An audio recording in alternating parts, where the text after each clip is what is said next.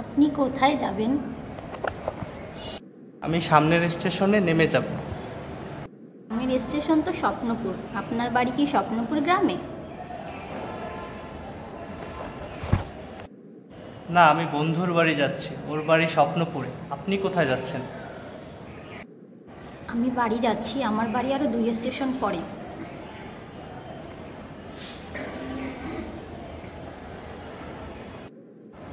আসি, ভালো থাকবেন। বিদায়, সাবধানে যাবেন। বন্ধু সিয়াম এখনো এলো না, ওর ফোনটাও বন্ধ পাচ্ছি, এখন কি করি? স্যার, আপনি কি রবিন সাহেব? আপনি কে? আপনি আমার নাম জানলেন কিভাবে? স্যার, আপনার বন্ধু সিয়াম আমাকে পাঠিয়েছে। উফ, খুব ক্লান্ত লাগছে, একটু জিরিয়ে নেই। আমার বন্ধু কেন এলো না বলো তো?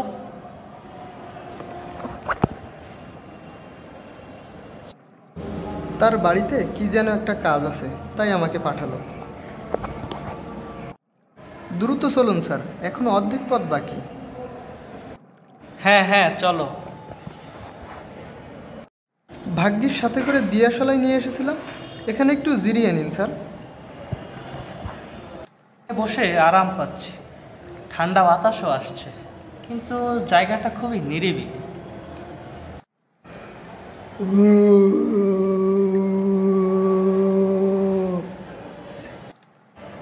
জায়গাটা সুবিধার মনে হচ্ছে না, কেমন একটা ভয়ঙ্কর শব্দ ভেসে আসছে।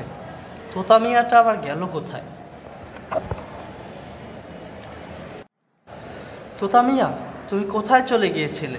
নদীর মধ্যে কিছু একটা যেন দেখলাম, দ্রুত এখান থেকে চলো। স্যার, ও কিছু না, ওটা আপনার মনের ভ্রম। খুব ক্লান্ত হয় আপনার ওরম মনে হতে পারে।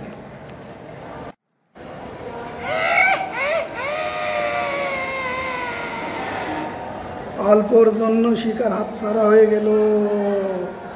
ভাগ্য ওর ভালো বলে এ যাত্রায় বেঁচে গেল। ওর সঙ্গীটি না থাকলে মুন্ডুটি চিবিয়ে খেতাম। ওই যে আপনার বন্ধুর বাড়ি, আমি তাহলে যাই। তোমাকে অসংখ্য ধন্যবাদ, পরে কথা হবে।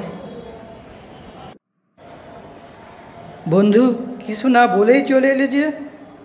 এই রাতের বেলায় একা একা পথ চিনে আসতে পারলি? কি বলিস? তুই তো ফোন করে আজকে আসতে বলেছিস, আর একা আসবো কেন? তোর পাঠানো লোক তোতা মিয়াই তো আমাকে পৌঁছে দিল। আশ্চর্য, আমি তো কাউকে পাঠাইনি। আর কি যেন নাম বললি? তোতা মিয়া? ও তো এই গ্রামের একজন কাঠুরে ছিল। সে তো অনেক আগেই মারা গেছে। খুব ভালো মানুষ ছিল সে। সব সময় সে মানুষের উপকার করত। তুই আমার সাথে মজা করছিস না তো? তাহলে এতক্ষণ আমার সাথে যে ছিল সে কে?